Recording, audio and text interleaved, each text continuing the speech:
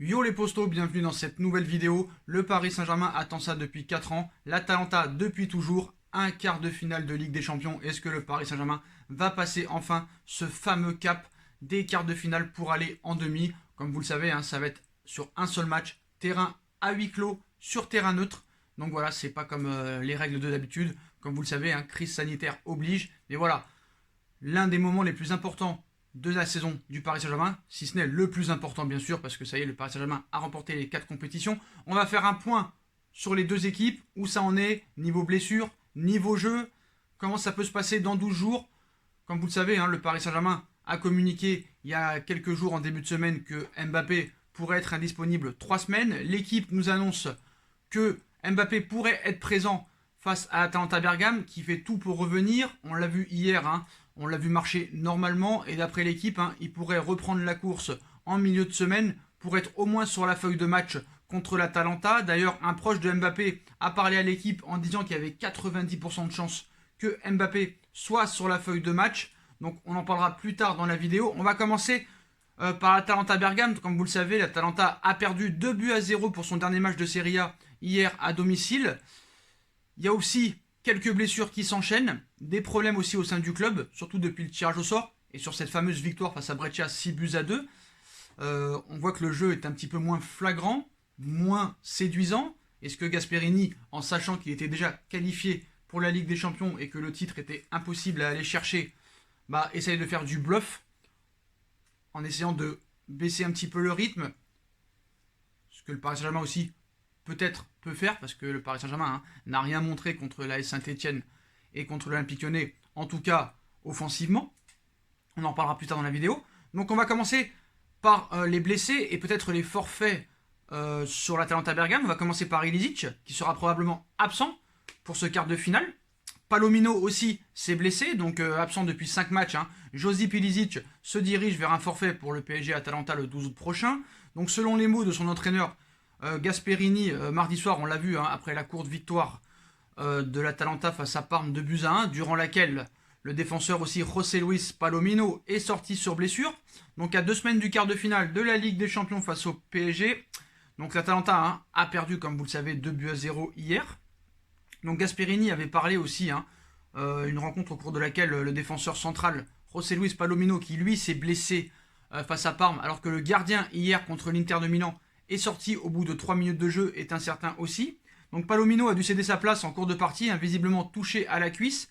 Si Gasperini n'a pas donné de nouvelles de l'Argentin, sur sa sortie sur blessure, apparemment musculaire, n'incite guère à l'optimiste en vue du choc européen face au Paris Saint-Germain. Il a été interrogé par la chaîne Sky. L'entraîneur italien a également fait le point sur l'absence depuis 5 matchs de son milieu offensif Ilicic, et sa présence face au Paris Saint-Germain semble plus qu'improbable si on écoute Gasperini.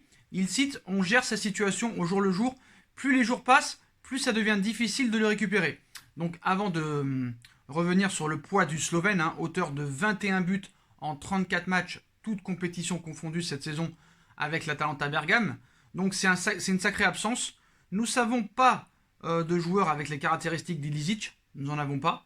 Nous devons nous adapter avec Palasic, avec Milinkovic et Gomez. Il faut surmonter cette absence avec d'autres qualités.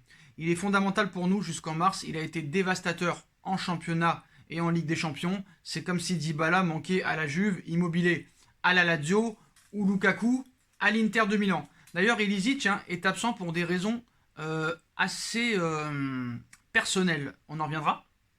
Donc de son côté, Kylian Mbappé, blessé à la cheville vendredi dernier, comme vous le savez, face à l'AS Saint-Etienne. Victoire du Paris Saint-Germain d'ailleurs, 1-0.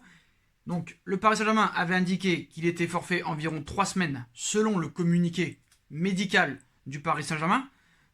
Il fait tout au moins pour être sur le banc face à Atalanta. En tout cas, c'est ce que nous explique l'équipe aujourd'hui. Donc apparemment, Kylian Mbappé pourrait finalement jouer. Donc le numéro 7 du Paris Saint-Germain, touché à la cheville face à la SSE, pourrait finalement bien être la partie pour le rendez-vous européen de son équipe. Donc maintenant, c'est la question qu'on se pose tous. Sera-t-il là? Sera-t-il pas là? Bon, apparemment, le bilan d'imagerie réalisé aujourd'hui confirme une entorse de la cheville avec lésion ligamentaire externe. Suite à ce traumatisme, le délai de reprise est estimé à environ 3 semaines, expliquait le club de la capitale en début de semaine dans un communiqué officiel. Donc dans le même temps, au cours de leurs différentes apparitions médiatiques, Thomas Tuchel et les partenaires du champion du monde se montraient plutôt pessimistes quant à la possibilité de le voir sur la pelouse face à la révélation de la Serie A. Oui, toujours, mais ça va être très très court, c'est clair, je n'ai rien d'autre à dire, ça va être très court. Chaque jour compte pour faire peut-être un miracle, lancer l'entraîneur du Paris Saint-Germain, son avis vraiment, on s'en fout un petit peu. Donc Mbappé, lui, veut être sur la feuille de match, mais les dernières informations du quotidien L'Équipe vont redonner peut-être du baume au cœur aux supporters du Paris Saint-Germain. Le quotidien sportif dévoile qu'au sein du PSG, on y croit de plus en plus, et ce malgré ce temps d'absence de 3 semaines annoncé dans un premier temps. Les différents examens médicaux passés par l'ancien monégasque seraient de plus en plus satisfaisants. Le joueur n'utilise plus de béquilles et n'est plus gêné lorsqu'il marche. Et il souhaite être présent sur la feuille de match pour ce quart de finale face à l'Atalanta. Donc le média cite un proche du joueur qui estime qu'il y a 90% de chances qu'il soit là. Le staff de Tuchel va poursuivre le travail de récupération du joueur, c'est là qu'on peut être inquiet, qui passera d'abord par la reprise de la course en milieu de semaine prochaine, puis par des exercices qui travailleront ses changements d'appui et sa vitesse. Donc samedi prochain, si tout va bien, il pourrait retrouver les séances d'entraînement avec ballon. Il reste cependant peu probable de le voir démarrer la rencontre, mais il pourrait être une belle solution en sortie de banc si jamais ça se passait mal, parce qu'il y a un risque, surtout après ce qu'on a vu contre Saint-Etienne et contre l'Olympique Lyonnais. Donc voilà une bien bonne nouvelle pour les supporters parisiens. Donc pourquoi c'est une bonne nouvelle? Parce que je vais vous dire la vérité, et je vais vous dire mon avis et mon ressenti. Si le Paris Saint-Germain avait un très grand entraîneur, ou un bon entraîneur, qui a de la logique, qui a de la tactique, qui sait mener ses hommes, qui sait travailler le physique de ses troupes, qui a un bon staff, honnêtement, quand je vois l'Atalanta Bergame jouer en ce moment, comment je vois leur tactique et leur base, tu te dis, Kylian Mbappé, c'est pas grave qu'il soit pas là. Sarabia, Neymar, Mauro Icardi peuvent faire le taf. Si tu as un bon staff, si tu as une bonne tactique, si tu as un bon dispositif, et si tu fais des compositions d'équipe logiques, et que tu prépares bien ton match, tu te dis, Mbappé, en soi, c'est pas si grave qu'il soit pas là. Tu l'as déjà fait en amont contre le Real, même si c'est pas une excuse, le Real n'était pas prêt, c'était un faible Real. Tu as quand même mis 3-0 au Real Madrid sans Mbappé, Cavani, Neymar. Tu l'as fait. Notamment contre Manchester United la saison dernière. Au match aller, tu gagnes 2-0 sans Cavani, sans Neymar. Liverpool a battu le Barça 4-0 sans Salah et sans Firmino. Donc tout ça n'est que excuse. Malheureusement, mon avis change en fonction du coach. Parce que malheureusement, tu n'as pas Allegri, tu n'as pas Diego Simeone, tu n'as pas Guardiola sur le banc. Tu as malheureusement Thomas Tuchel, voilà, qui ne démontre rien, qui est complètement incohérent dans ses équipes, qui est d'une incompétence finie. Je ne vais pas répéter encore les choses que vous savez, mais voilà. Malheureusement, l'incompétence dans ce genre de coach t'amène à te dire que vraiment Kylian Mbappé est indispensable. Parce que quand tu vois les compositions d'équipe qu'il a mis en matchs amicaux, qu'il a mis contre Saint-Etienne, qu'il a mis contre Lyon, c'est pas du tout pour préparer l'Atalanta Bergame. Parce que lui-même a expliqué qu'il ne peut pas préparer le match contre l'Atalanta parce qu'il connaît aucune équipe qui joue comme l'Atalanta. Donc comment on fait? Comment on fait, monsieur Tuchel? Donc cet entraîneur est une blague. Cet entraîneur est un comique.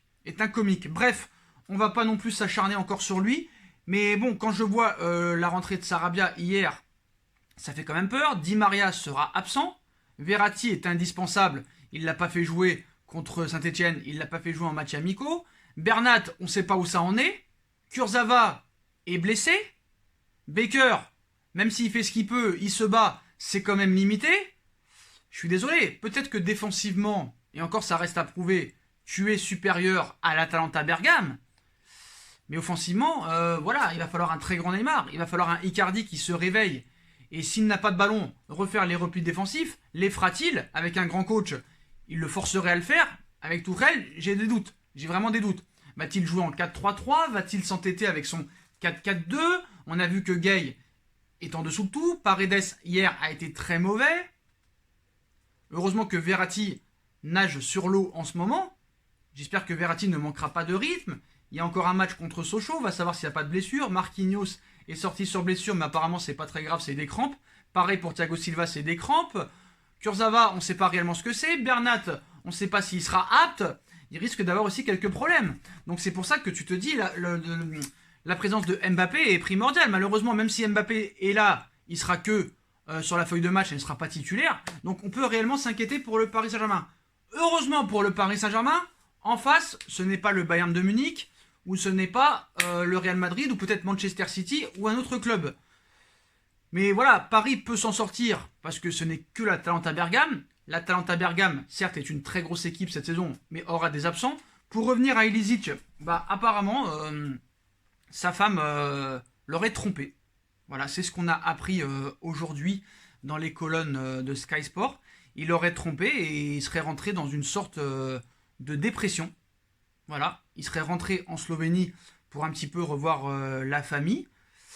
Donc du côté de l'Atalanta, tout n'est pas si rose. Comme vous savez, à chaque fois qu'il y a des matchs de Ligue des Champions, les deux équipes à chaque fois ont des problèmes. On se rappelle à l'époque, souvent quand il y a un tirage au sort, les blessés ça tombe. Alors que tu n'as jamais eu de blessés juste avant. C'est quand même assez incroyable. L'Atalanta Bergame n'a pas eu un blessé cette saison et d'un seul coup, voilà. Donc Ilicic ne devrait pas jouer contre le PSG. En raison de problèmes personnels, l'attaquant slovène serait tombé en dépression après avoir découvert que sa femme avait une relation avec un autre homme. Donc voilà, c'est déjà arrivé. On se rappelle Courtois, De Bruyne, si je me souviens bien. On se rappelle Bridge et John Terry à Chelsea. On se rappelle aussi, je sais plus si c'est Nasri et Riyad Mahrez. Donc voilà, c'est normal, c'est dans la vie. Même les footballeurs se font tromper, même les milliardaires se font tromper. Donc voilà, 3-4 absents potentiels du côté de l'Atalanta. 2-3 absents potentiels du côté du PSG, et pas des moindres, peut-être Juan Bernat, parce qu'on ne sait pas s'il va être là à temps. Kylian Mbappé, qui est quand même indispensable dans l'équipe de Tuchel, parce que malheureusement, tu as un coach de merde. Et Paris, en plus, va arriver avec vraiment moins d'intensité, même si l'Atalanta va avoir 10 jours de repos. Mais voilà, un Verratti qui nage sur l'eau, j'espère qu'il sera bien prêt pour ce match. Juan Bernat, vraiment, j'espère qu'il sera là. Sera-t-il prêt? J'ai des doutes. Il n'y a que le match contre Sochaux qui pourra peut-être jouer. En plus, apparemment, Tuchel n'est pas très optimiste. Il va falloir vraiment être en mode Avengers. Donc ça risque d'être compliqué. Et la composition d'équipe qu'il va mettre, si on envoie les matchs, ça va être que un 4-4-2. Peut-il nous inventer un 4-3-3? Parce qu'on sait que Paris a déjà joué en 4-3-3, mais ça fait longtemps qu'ils n'ont pas joué en 4-3-3. Ça risque d'être compliqué. Avec quel milieu de terrain en plus? Je pense que Herrera doit être aligné. Vu le niveau de Gay en ce moment, j'ai très peur. Alors que Herrera, franchement, dans les matchs amicaux, a montré de bonnes choses, notamment contre Lyon hier lors de sa rentrée. Voilà, même à droite, c'est pas tout beau tout rose. Dagba blessé, Kehrer qui revient de blessure, donc c'est chaud, c'est très chaud. Donc certes, le Paris Saint-Germain est légèrement favori, mais quand tu vois les deux coachs, quand tu vois les deux équipes, les blessures, ça pourrait passer pour le Paris Saint-Germain. Mais bon, voilà, quand tu vois Tourelle, il n'y a pas de tactique, il n'y a pas de technique. Le mec mise tout sur les exploits individuels, et je pense qu'il se trompe. On l'a vu hier, s'agiter dans tous les sens, à être furax contre Sévrac. La question de Sévrac est légitime. Ton équipe ne fait rien depuis 2 matchs, et tu te dois de répondre. L'autre ne répond pas et se cache. Ce gars me rappelle Raymond Domenech. Il me rappelle exactement Raymond Domenech, qui est peut-être même plus nul que Raymond Domenech. Il y en a qui me disent « Ouais mais Sacha, t'as qu'à aller sur le terrain toi et aller les coacher. » Il y en a qui te disent « Ah, attendez, vous êtes dur, il a fait le quadruplé. » Il a fait le quadruplé. Mais même moi je le fais. Même vous le faites avec les joueurs que t'as en Ligue 1, en Coupe de France et en Coupe de la Ligue et au Trophée Champion. Tu gagnes tout avec cette équipe, t'as rien à faire. D'ailleurs, il nous l'a prouvé. L'année dernière, il avait rien gagné à part la Ligue 1 et le Trophée des Champions. Bon là, il a tout gagné. Comme Emery avait eu du mal au début, et après il a tout gagné. Donc à un moment donné, stop. Même Laurent Blanc a tout gagné au niveau national. Tu mets n'importe quel coach dans cette équipe, il te gagne, dans la logique, il te gagne tout au niveau national. Même en jouant mal. C'est ce qui a été vu contre Saint-Etienne et contre l'Olympique Lyonnais. Donc pour revenir sur la une de l'équipe, qui a encore fait une une à mourir de rire hier, champion de la Ligue, en estimant que Paris gagnait tout au niveau national depuis 7 ans ou 6 ans, mais pas au niveau Ligue des Champions. Bon j'espère que le Paris Saint-Germain a vu la une, surtout les joueurs. Et ce qu'il faut savoir, c'est qu'il faut faire toujours attention et prendre les informations de l'équipe avec des pincettes, quand il nous explique que peut-être il pourrait être sur la feuille de match. On sait très bien que l'équipe veut faire du buzz et voilà, ils tentent un coup. Ils n'ont rien à perdre. Donc voilà.